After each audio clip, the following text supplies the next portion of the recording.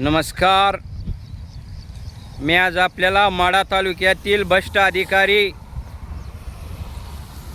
हरामखोर म्हणलं तरी चालेल अशा भ्रष्ट अधिकाऱ्याविषयी मी तुम्हाला 2 शब्दामध्ये सांगणार आहे. शेतकऱ्यांच्या हिताचे निर्णय घेणारे महाराष्ट्र राज्याचे मंत्री बावनकुळे साहेब, आपण जो शेतकऱ्यासाठी निर्णय घेता हा आपला आदेशाचे जार माढा तालुक्यातील आणि कुर्डवाडीतील सर्व अधिकारी पायाशी तुडवत आहेत. साहेब, गेल्या 2 वर्षापासून आम्ही शेतकऱ्यांचे रस्ते खुले करण्यासाठी, पांदेन रस्ते असतील, शिव रस्ते असतील, ही रस्ते खुले करण्यासाठी आम्ही सातत्याने उपोषण आंदोलन करतोय. परंतु साहेब, ह्या ठिकाणी कुठलाही न्याय मिळत नाही. उपोषण केलं तर येऊन तिथं खोटी आश्वासन दिली जातात की थोड्या दिवसामध्ये आपले रस्ते खुले करू. परंतु साहेब, कुठलाही आदेशाचे पालन होत नाही. साहेब, अनेक दिवसापासून पेंडिंग असलेले रस्त्याचे विषय आपण शेतकऱ्यांच्या हितासाठी जो निर्णय घेतात तो निर्णय पायाशी तुडवण्याचं काम आमच्या सोलापूर जिल्ह्यातील अधिकाऱ्यांचं चालू आहे. साहेब, गेले 8 दिवसामध्ये आम्ही आपल्या बंगल्यासमोर आत्मदहन करणार म्हणून आम्ही मंत्रालयामध्ये अर्ज दिला. आमच्या सोलापूर जिल्ह्यातील कलेक्टर साहेबांना दिला, तहसीलदार साहेबांना दिला, प्रांत साहेबांना दिला. परंतु त्यांना कुठलीही भीती वाटत नाही. साहेब, ही पैसे खाऊन खाऊन गिधडासारखे माजून गेलेले आहेत. कारण आमच्या भागामध्ये चर्चा असते साहेब की कुठलेही आदेश, कुठलेही काय द्यायचं म्हणलं तर प्रांत मॅडमपासून ते खाल्लीपर्यंत पैशाचा पाऊस पडावा लागतो. सर्व मी म्हणण्यापेक्षा सगळ्या भागामध्ये चर्चा आहे साहेब. जर ही चर्चा खोटी असती तर ह्यांना रस्ता खुलं करायला काय अडचण होते. साहेब, शेतकऱ्यांना आपण आदेश देऊन सुद्धा उपोषण करावं लागते, आत्मदहन करावं लागते. ह्याच्यासारखी लाजिरवाणी गोष्ट काय साहेब. साधा प्रांत मॅडम आणि तहसीलदारांचा फोन सुद्धा येत नाही म्हणजे किती माज आला या सर्व अधिकाऱ्यांना विचार करण्याची गोष्ट आहे. परंतु आम्ही सुद्धा शेतकरी आहे, शिवरायांचे मावळे आहेत. साहेब, आम्ही सुद्धा गनिमी काव्याने महसूल मंत्री चंद्रकांत बावनकुळे साहेबांच्या निवासस्थानी काही आमचे कार्यकर्ते आजच पोच झालेले आहेत आणि उद्या 15 ऑगस्ट दिवशी जो आमच्या शेतकऱ्याच्या वेदना आहेत ते आम्ही आत्मदहनाच्या माध्यमातून सांगून देऊ. आणि जो आमच्या तालुक्यामध्ये भ्रष्ट अधिकाऱ्यांच्या खोडे काय येत आहेत ते आपल्या समोर येतील साहेब.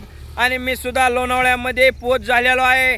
मी सुद्धा साहेब मोठ्या हवेनं न जाता वेगवेगळ्या रूटवरून चाललेलो आहे. आमच्या पाठीमागं सुद्धा पोलीस प्रशासनाचा दबाव आहे आंदोलन न करण्याचा. परंतु आम्ही आपल्या शासकीय बंगल्यासमोर, पर्णखुटी बंगल्यासमोर आत्मदहनाचा इशारा दिलेला आहे साहेब.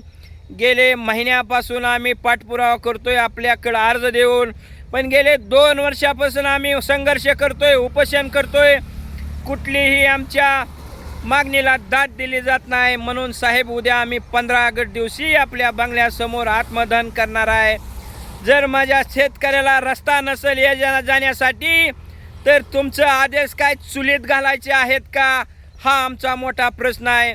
साहेब, तुम्ही देवेंद्र फडणवीस साहेबांच्या नेतृत्वाखाली इतके खतरनाक शेतकऱ्यांसाठी निर्णय घेतात, परंतु ह्या ठिकाणी त्या निर्णयाची अंमलबजावणी होत नाही साहेब.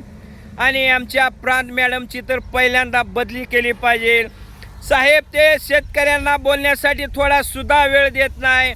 परंतु कुठले आदेश असतील ते कुठले कोण नेते मंडळी असतील, कोण कॉन्ट्रॅक्शनवाले असतील, त्याच्यासाठी त्यांना देण्यासाठी वेळ असतो. पण आमच्या सामान्य शेतकऱ्यांना त्यांना द्यायला वेळ नाही.